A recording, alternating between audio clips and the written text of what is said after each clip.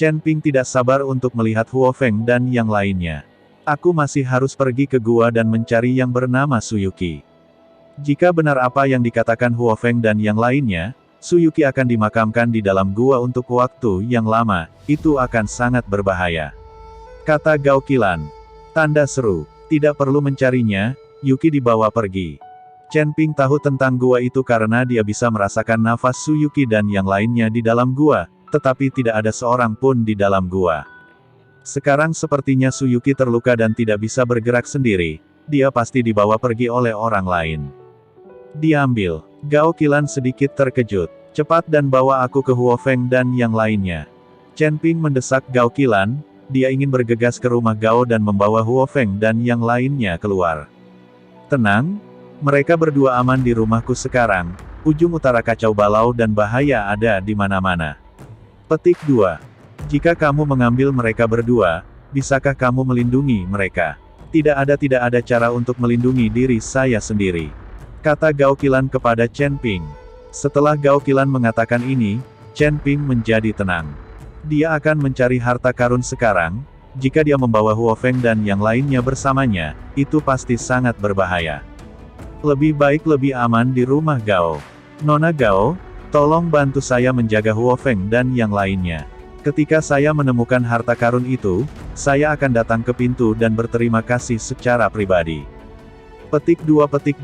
Chen Ping menyatakan harapannya semua disematkan pada Gao Qilan. Dia tahu bahwa Gao Qilan bukanlah orang jahat, dia berhati hangat. Jangan khawatir, selama aku di sini, tidak ada seorang pun di keluarga Gao yang akan menggertak mereka berdua. Gao Qilan berjanji. Setelah berbicara sebentar, Gao Qilan akan kembali dan memberitahu Huo Feng dan mereka berdua bahwa jika mereka mendengar tentang Chen Ping, mereka pasti akan bahagia. Lebih besar dari Xiao Ji, kembalilah bersamaku, kata Gao Qilan kepada Gao Qiji.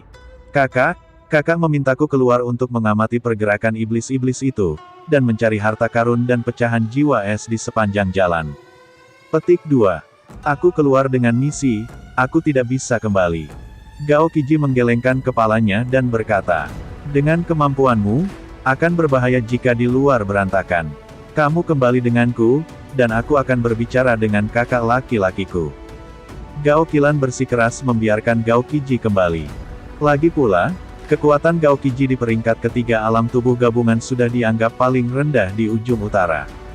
Meskipun keluarga Gao sangat terkenal di ujung utara, tetapi beberapa biksu dari tempat lain, siapa yang peduli apakah Anda keluarga Gao atau bukan? Selama ada konflik kepentingan, mereka tidak akan ragu untuk bergerak. Masalah besarnya adalah mengambil sumber daya dan pergi, keluarga Gao masih memiliki kemampuan untuk mengejar mereka di seluruh dunia. Kakak, jika aku tidak kembali, aku akan melindungi diriku sendiri. Selain itu, aku telah membawa begitu banyak orang, jadi tidak akan terjadi apa-apa. Petik 2. Dan daerah ini, aku bisa berjalan dengan mata tertutup, dan tidak ada bahaya. Gao Qiji aku tidak akan kembali hidup-hidup.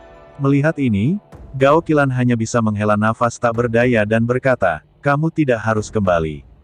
Jika kamu melakukan sesuatu pada Chen Ping, aku tidak akan pernah memaafkanmu. Tidak akan berada di sini atasi dia. Gao Qiji berjanji. Dengan jaminan Gao Qiji, Gao Qilan kembali dengan tenang.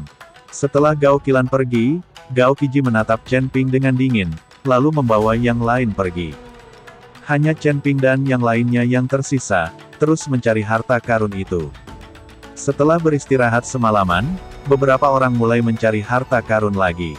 Bahkan jika ada peta harta karun, jika Anda ingin menemukan lokasi harta karun yang tepat, itu seperti mencari jarum di tumpukan jerami.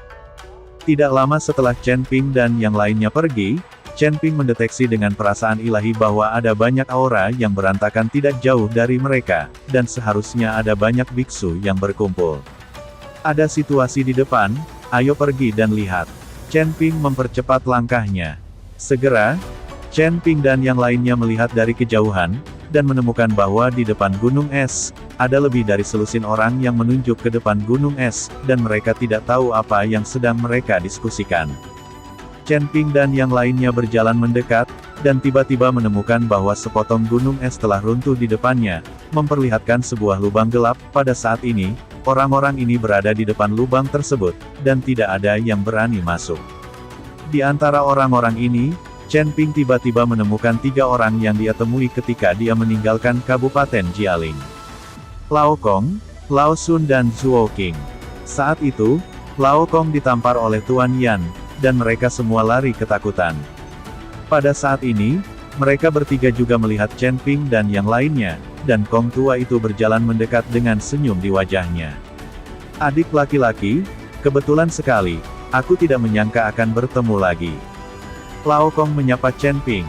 Sepertinya dia ingin dekat dengan Chen Ping, lagi pula, jika Tuan Yan dapat membantu, Chen Ping pasti memiliki status yang tidak biasa. Entah dia memiliki hubungan dengan Tuan Yan, atau dia adalah putra dari keluarga besar tertentu. Kalau tidak, sebagai Tuan Yan, dia akan terlalu malas untuk mengurusnya. Senior, kebetulan sekali. Chen Ping juga sedikit tersenyum, lalu bertanya, Senior, apa yang terjadi di sini? Kemarin, aku bisa mendengar semburan suara aneh di gunung es ini. Gua, mungkin ada harta karun di gua ini, tapi tidak ada yang berani masuk lebih dulu. Lao Sun memperkenalkan, Senior, apakah tidak ada yang menggunakan indera spiritual mereka untuk menyelidiki? Chen Ping bertanya dengan bingung. Tidak ada cara untuk menyelidikinya dengan indera spiritual. Suhu di dalam gua ini sangat rendah, dan tidak ada cara untuk menyelidikinya terlalu jauh dengan indera spiritual. Kata matahari tua, Chen Ping memandangi gua di depannya, dan seberkas kesadaran langsung masuk ke dalam gua. Tapi baru saja kesadaran menyebar 100 meter, tiba-tiba udara yang sangat dingin sepertinya bertiup dari pintu masuk gua, dan kesadaran Chen Ping langsung terputus. Udara yang sangat dingin di gua ini sangat kuat. Chen Ping tidak bisa menahan nafas. Sekarang, lebih dari selusin orang mengelilingi pintu masuk gua, dan tidak ada yang berani masuk terlebih dahulu untuk menjelajahi jalannya. Lagi pula, mereka yang masuk lebih dulu pasti akan menghadapi berbagai bahaya. Ketika semua orang bingung, Chen Ping tiba-tiba merasa cambuk ajaib di cincin penyimpanannya bergetar dan memancarkan cahaya redup. Chen Ping membenamkan kesadarannya ke dalam cincin penyimpanan, melihat gerakan abnormal dari cambuk ajaib, dan tidak bisa menahan cemberut. Bagaimana mungkin ada reaksi terhadap cambuk ajaib? Mungkinkah ada setan yang bersembunyi di antara orang-orang ini? Chen Ping sangat terkejut. Karena dari analisis nafas, tidak mungkin untuk mengetahui siapa iblis itu. Lagi pula, iblis punya banyak cara untuk menyembunyikan aura iblisnya, seperti menggunakan pil atau mantra, tidak apa-apa. Jika bukan karena perbedaan kekuatan yang sangat besar, setelah iblis menyembunyikan aura mereka, akan sulit bagi banyak orang di sekitar untuk mengetahuinya. Tapi menggambar cambuk ajaib adalah senjata peri, bahkan jika iblis menyembunyikan aura iblis mereka, mereka tidak bisa menyembunyikan cambuk ajaib sama sekali. Chen Ping dengan hati-hati melihat selusin orang, mencoba menemukan setan di antara mereka. Tapi setelah menontonnya beberapa kali, dia tidak bisa membedakannya, dia tidak bisa mengeluarkan cambuk ajaib saat ini. Itu adalah senjata peri, seperti kata pepatah, kekayaan tidak terungkap. Jika Chen Ping ingin mengeluarkan cambuk ajaib, saya khawatir dia akan segera menjadi sasaran serangan semua orang. Di sini sangat hidup. Pada saat ini, seseorang tiba-tiba mengeluarkan suara, dan semua orang melihat ke arah suara itu. Yang dia lihat hanyalah Gao Qiji, berjalan perlahan dengan beberapa orang.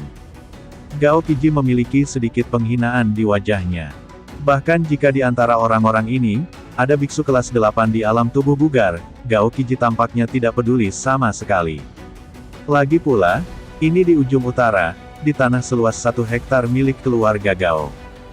Gao Qiji melihat sekeliling dan hanya mengenal Chen Ping dan yang lainnya. Gao Qiji berkata, nama saya Gao Qiji, putra ketiga dari keluarga Gao di ujung utara. Anda pasti pernah mendengar tentang keluarga Gao saya, bukan? Petik 2. Gao Qiji memperkenalkan dirinya, dan bertanya. Tampaknya Gao Qiji ingin semua orang takut dengan kekuatan keluarga Gao, lalu perlakukan dia dengan hormat. Sayang sekali suara Gao Qiji jatuh, dan tidak ada yang memperhatikannya. Dan bahkan beberapa biksu yang kuat, dengan jijik di mata mereka, mendengus dingin.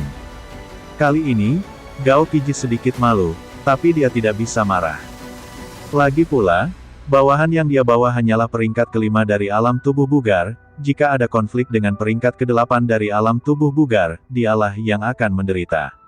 Melihat tidak ada yang memperhatikannya, Gao Qiji hanya bisa menatap Wagang dengan malu dan berkata, "Wagang, apa yang terjadi di sini?" Gunung es runtuh dan sebuah gua muncul di sini, yang kemungkinan merupakan lokasi harta karun itu. Wagang menunjuk ke gua yang gelap dan berkata, Gao Qiji berjalan ke pintu masuk gua dan melihat ke dalam, hanya untuk menemukan bahwa di dalamnya gelap gulita, dan dia tidak bisa melihat apapun. Karena itu mungkin lokasi harta karun, ayo masuk dan lihat. Petik 2. Gao Qiji melihat ke semua orang. Dia tidak mengerti, orang-orang ini sangat kuat, mengapa tidak ada yang masuk. Semua orang memandang Gao Qiji, yang memiliki kekuatan peringkat ketiga dari Body Fit Realm, tetapi dia tampak seperti sedang menyeret kakinya, dia benar-benar seperti menantu laki-laki. Melihat tidak ada yang memperhatikannya, Gao Qiji mendengus dingin dan berkata, sekelompok orang pengecut, jika kamu tidak masuk, aku akan masuk dan melihat. Ikuti aku, jangan lari. Gao Qiji memberitahu para pengikutnya. Tuan muda ketiga, jangan memasuki gua yang tidak dikenal ini dengan enteng. Para pelayan keluarga Gao membujuk Gao Qiji. Tidak ada yang masuk, jadi siapa yang tahu jika ada harta karun di gua ini? Gao Qiji sama sekali tidak mendengarkan persuasi. Ada atmosfer yang sangat dingin di gua ini, berbahaya untuk masuk. Melihat Gao Qiji ingin masuk, Chen Ping juga berkata dengan lantang. Lagi pula, Gao Qilan menyelamatkan Huo Feng dan Yu Jiameng, dan mereka masih tinggal di rumah Gao. Jika Chen Ping menyaksikan Gao Qiji mati tanpa mengingatkannya, itu akan menjadi sedikit tidak berarti. Kalau begitu, aku akan merasa kasihan pada Gao Qilan. Meskipun Gao Qilan sangat ketat dengan Gao Qiji, Chen Ping tahu bahwa Gao Qilan sangat mencintai Gao Qiji. Udara yang sangat dingin. Gao Qiji terkejut sesaat, dan kemudian tertawa terbahak-bahak. Bagaimana mungkin keluarga Gao kami takut dengan udara yang sangat dingin? Kami berlatih kungfu semacam itu, dan kami baik-baik saja dalam cuaca dingin yang parah cuaca. Keluarga Gao. Latihan yang dia latih adalah menggunakan udara dingin yang parah di ujung utara untuk membantunya berlatih. Jadi ketika keluarga Gao mereka bergerak, ada nafas sedingin es, yang bisa membekukan orang seketika. Bagaimana mungkin Gao Qiji takut pada suhu yang sangat dingin? Gao Qiji masuk ke dalam gua, dan beberapa pelayan keluarga Gao melihat ini, tetapi mereka tidak punya pilihan selain menindaklanjuti. Melihat Gao Qiji memasuki gua, Chen Ping hanya bisa melambaikan tangannya dan berkata, ayo masuk juga. Mengikuti masuknya Chen Ping, orang-orang mulai memasuki gua satu demi satu. Selama seseorang menjelajahi jalan, mereka akan lebih nyaman. Baru saja memasuki gua, di dalamnya sangat dingin, dan gelap gulita.